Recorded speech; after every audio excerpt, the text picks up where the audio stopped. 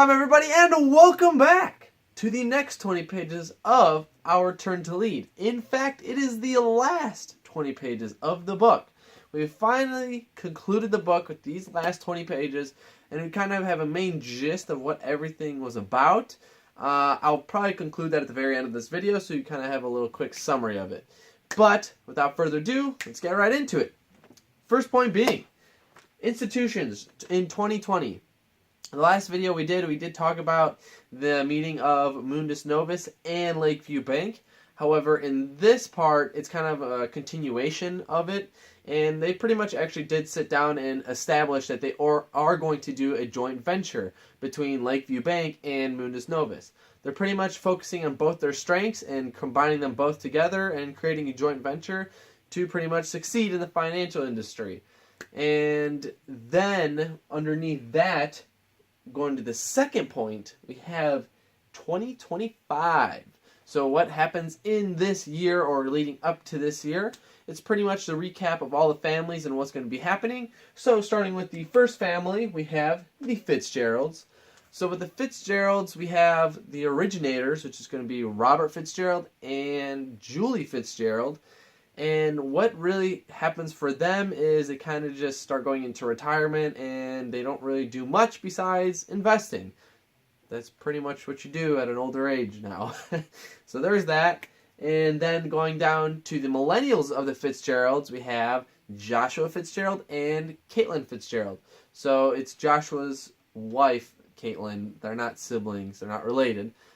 So yeah, it's them two. What happens for them is Joshua's actually pretty much elected and moved up to this position called, he's like a board of trustee for the Chicago Metropolitan Art Museum. Let me double check if that's correct. And it is. Yes, he's part of the board of trustees. And then also on that note, what happens for Joshua is that his company starts expanding even more and more. So it's good news to hear that his business, his whole art industry has been growing and it's been expanding and he's been doing what he's really been passionate about. So that's awesome to hear for Joshua. As for his wife, Caitlin, what happens for her is she steps down from being president of the Guild Academy. Remember, the Jedi Academy. She steps down because she's actually going to be having a second child on the way. So there was the first child they had, which was Claire, and now the second child is going to be coming. And she believes that she wants to spend more time with her family, so she's going to stay at home. However, as I mentioned in the last video or 2 videos ago, she did want to do like tutoring online with Teleportal, and that's what she's going to be doing. She's going to be tutoring at home, so she doesn't have to physically go anywhere, and she could watch her kids and do work at the same time. And then going on to the last Fitzgerald, we have Ashley Fitzgerald.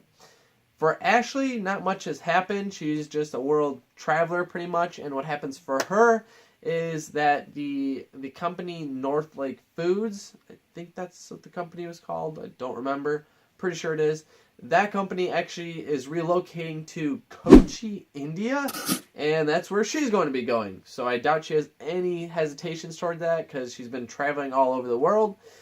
That's pretty much it for all the Fitzgeralds. That's what happens to them. End of story for them. And then we have the Moore family. What happens for the Moores?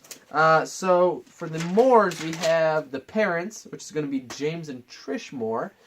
And pretty much what happens for them is they move out of Chicago and they move to Wisconsin-Madison. Pretty much where they kind of originated their whole story, their whole path. So they're going back to their roots, and that's where they're going to be living throughout the rest of their lives. And then we have Justin Moore up next. Justin Moore, the millennial, what really happens for him is he goes to Shanghai to pursue his MBA. And I'm assuming in finance, but yeah, there's that. And then the last millennial is Heather Moore. What Heather Moore is doing is, once again, she's just traveling all over the world because she's in the Army. However, she did get a promotion, and she's the Vice President's National Intelligence Advisor. So that's pretty freaking cool. I'm sure that's a high ranking to do that, at least. Not many people can do that, so that's pretty cool. Then for her, what also happened is she bought a home in Alexandria. I didn't know exactly where Alexandria was until I looked it up, and it's in Egypt. So she bought a house in Egypt. But that's cool. I mean, that's neat. On top of that, Justin Moore is still handling her finances, so she's still making money off of Justin. Going on to the second point, we have the leaders and institutions of 2025. Not really too much going on. What really happens is, let's say, the first point, which is going to be Lakeview Bank / Mundus Novus, because of the joint venture.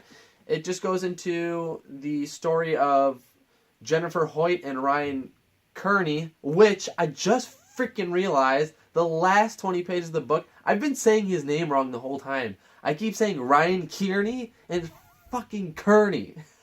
I can't believe I've been mispronouncing this whole fucking time. But yeah, it's Ryan Kearney. Pretty much what they do is that they're just talking together and pretty much going over some notes, because Ryan Kearney is going to be going to London to do a personal finance conference of 2025. And yeah, he just goes over some notes with Jennifer and trying to see how things look. And she pretty much approved, and that's it. However, Jennifer did mention, did you hear what happened at Bank of North America? Which segues onto that last institution, the Bank of North America.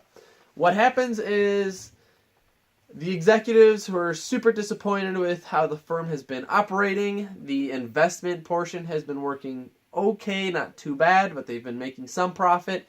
Then the other portion, which is going to be the commercial banking, that portion was also doing okay, not bad. They're still making money. And then there's the retail portion, which was doing absolutely terrible. And that's where Michael Townsend was operating, and the executives had decided to give him the axe, and they killed him. Crazy shit. No, I'm kidding. No, but they did actually cut him off. They did fire him. So he's without a job. That concludes our turn to lead.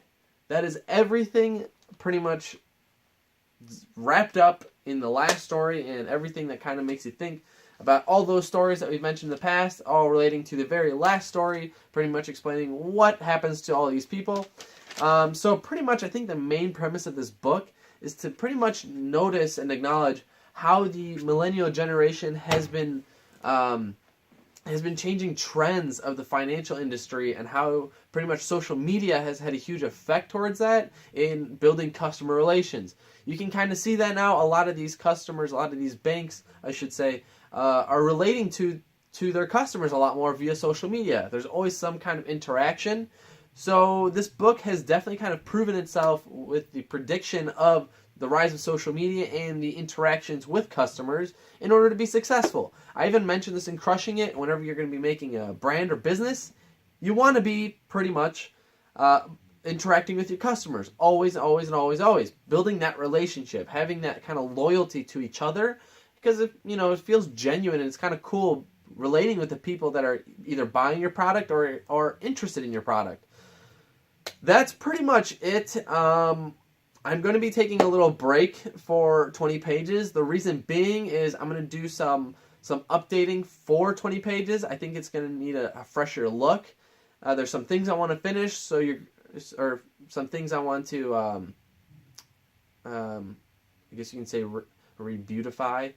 I like what it is at now, but there's a reason why I'm not getting that many hits on views, and I think I know what it is, so I'm going to fix that. So things are going to look a little different, but regardless, it's going to be the same point. We're going to keep on going on.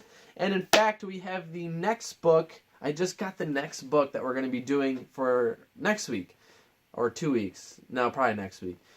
Excited to do that. I'm not going to announce it here. I'll announce it on the social media handles. So if you want to know what it is, follow us on Facebook, follow us on Instagram, follow us on Twitter, and please subscribe on YouTube, guys.